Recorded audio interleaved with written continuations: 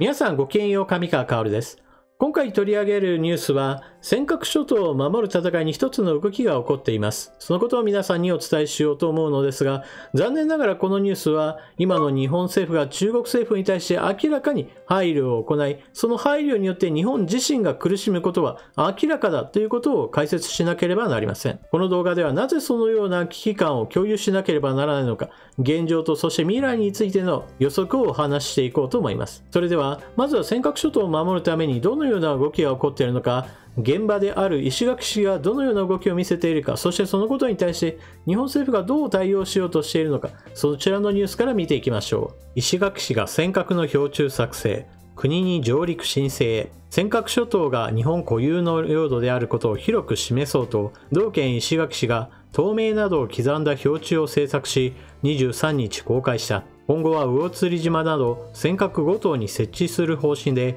国に対し上陸申請を行うことにしている。標柱は高さ108センチ、幅30センチ、石垣島産の御影石で作られ、表面に八重山尖閣諸島魚釣島などの島名が、裏面に沖縄県石垣市殿城尖閣2392番地などの住所地名、地名が刻まれている。尖閣諸島を行政区域とする石垣市では、昨年10月、地名をそれまでの石垣市殿城から石垣市殿城尖閣に変更した。標柱政策は変更に伴う行政手続きの一環で、合わせて日本固有の領土であることを明確にする狙いもある。市は今後、標柱を展示して一般公開するとともに、時期を見て国に上陸申請し、魚釣島、南小島、北小島、久場島、大正島の各島に設置する方針。一方、中国側が反発するのは必至で、国の対応が注目される。23日に会見した中山市長は、尖閣周辺に中国公船が連日出没し、大変厳しい状況が続いている。尖閣について国民に広く正しく知ってもらうことが大切と話した。石垣市の動きに対して日本政府はこのような見解を示しています。石垣市による尖閣諸島への上陸申請、原則認めない、加藤長官。加藤官房長官は24日の記者会見で、沖縄県石垣市が計画する尖閣諸島の地名変更に伴う行政標柱設置のための上陸申請を原則として認めない考えを示した。政府は尖閣諸島及び周辺海域の安定的な維持管理という目的のため、原則として政府関係者を除き、何人も上陸を認めないと述べた。同市から上陸申請があった場合、この方針に従って判断すると説明した。現在、尖閣諸島周辺には中国海警の船が入れ替わり立ち替わり長期間居座り続けている状態がずっと続いています。このような状況で日本の海ですよ、日本の島ですよと言っても、日本の漁船が近づけば中国海警の船が追いかけてきて、ここは中国の海だ、出ていけと言われるような状況ですから、危機感を募らせるのは当然のことです。石垣市としてはそうした危機感をもとにして、じゃあ行政上の業務として尖閣諸島に上陸して、ここは日本のものだよということをはっきりと示すような行動をすべきだと考えたわけです。今回の標柱設置というのはそういった意味では上陸するための口実を作ったわけです。ところがこれに対して日本政府の回答というのは、何人であろうとも上陸は許さないという、あくまでも上陸を許さないというものです。このような政策判断というのは私に言わせれば、評価点は0点だとしか言いようがありません。私自身はこれまでの動画の中で何度となく話をしてきましたが、政策の評価というのは0、100ではない。必ずその間に評価点というものは存在するというような話をしてきましたが、尖閣諸島に対する日本政府の政策というのは残念ながら評価すべき点というのが全くありません。だから0点です。なぜそのように考えるかを皆さんにご説明しましょう。現在、尖閣諸島に中国海警の船がずっと居座っていますよと言いましたが、なぜそのような状況になっているか、そのことをご説明すればより深く理解することができます。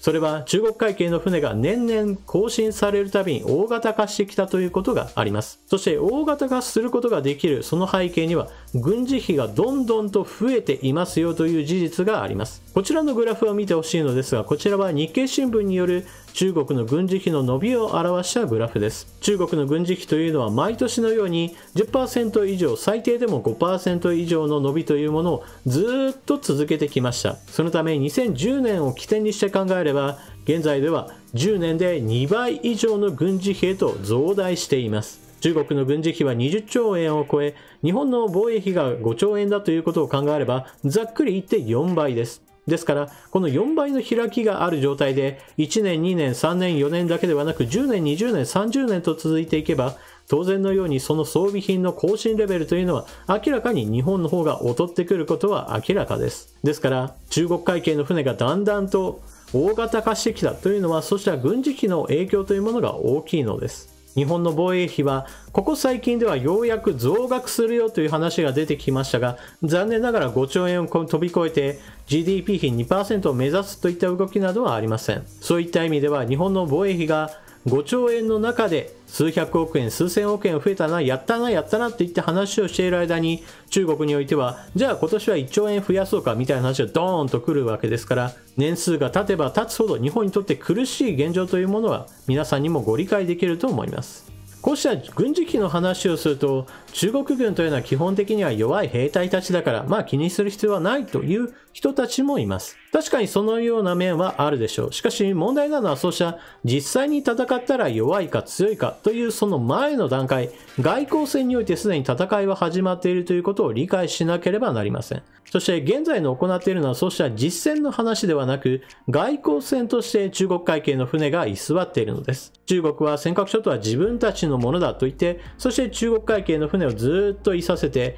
彼らには近づいてきた日本漁船に対してここは中国の海なんだから出ていけというまさに実力行使をまず外交として繰り広げているわけです。そして日本はそのような動きに対して残念ながら押し込まれている状態で尖閣諸島に対してしっかりと守りを固められていないわけです。ですから実戦以前の問題、外交戦において日本は劣勢に立っているという事実を認めなければなりません。しかも悪いことに今回の話というのは別に解決策がものすごく複雑で難しいといったようなわけではありません。こうした問題に対しては解決策というのは以前からずっと言われています。しかもその解決策というのは別に突飛な案ではなく、かつて自民党自身が言っていたことでもあります。それは尖閣諸島に施設と人を配置しようという話です。解決策を聞けば、なんだそんなことかと皆さんも思われるでしょう。経済の問題であれば景気浮揚のためには様々な政策があり、そこにはなかなかこれ難しいよね、こうした方がいいんじゃないか、ああした方がいいんじゃないか、様々な議論があるわけですが、尖閣諸島を守る戦いにおいては明らかに施設と人を配置して守りを固めればいいという誰にでも分かるような解決策を誰にも分かっているのにもかかわらず何もしないという一番最低の策を取っているわけです。そして年月が経てばだんだんと日本にとって不利になるよという話は軍事費を背景にしてまず解説したわけですが、国際状況の変化についてもここで一つ注意点があります。先日私はアフガニスタンの情勢変化について解説を行いましたが、このアフガニスタンの情勢変化というのは決して尖閣諸島についても影響がないわけではありません。なぜならば国際情勢というのは必ずのようにその周辺にも変化を及ぼすものだからです。例えばアフガニスタンにおいてタリバンが政権を打ち立てようとしていますが、その時中国との結託するであろうということを私は解説を行いました。そして実際そのようなことを示すニュースなども頻繁に流れてきている状況です。そして中国にとってアフガニスタンのタリバンと結託するということは、それは新疆ウイグル自治区におけるイスラム教徒弾圧という問題に対して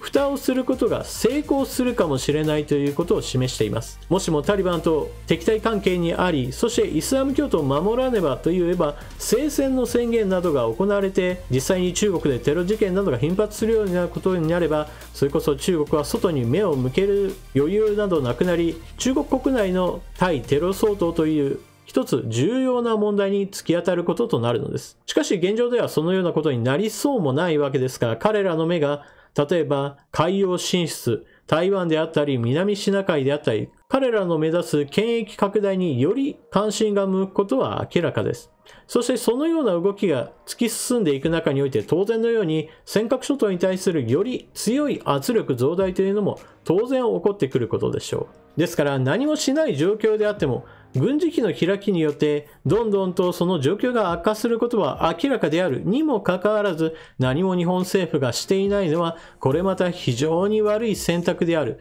さらに言えば国際情勢上においても変化が起こっており、これは中国にとって海洋進出を強めるきっかけとなり得る。このような状況変化がさらに積み重なっていますよということが、まさに日本が動かなければならない状況にあるわけです。もしも日本の政府関係者らが自分たちが要職についている間は何も起こらなければいいなと高をくくっているのであれば、バカとしか言いようがありません。いずれ起こるであろう未来の危機に対して今は何も起こっていないからいいやではなく、今何も起こっていないからこそ未来に対する備えというものは今できるうちにやらなければならないのです。今日本国内においてはどうしても新型コロナの問題がニュースとして常に流れ続けているような状況ですから、尖閣諸島に対する関心というのはものすごく低くなりがちです。そして選挙の時においてもこうした外交政策というのはやはり経済政策や福祉政策に比べるとはるかに低い関心しか持たれないのもこれまた事実です。だからといって放置して良いわけではありません。このような外交問題に対してもきっちりと対応することを宣言した政治家こそしっかりと選挙に勝って、そして政府の要職へとついてほしいと私は思っています。皆さんは今回の話を聞かれてどのようなことを考えたでしょうか。ぜひともコメントしていってください。それでは動画最後までご視聴いただきありがとうございました。チャンネル登録していない方はぜひともチャンネル登録を。そして動画を見終わった方は評価ボタンや投げ銭機能などをぜひともご利用ください。それでは次の動画でまたお目にかかりましょう。またね。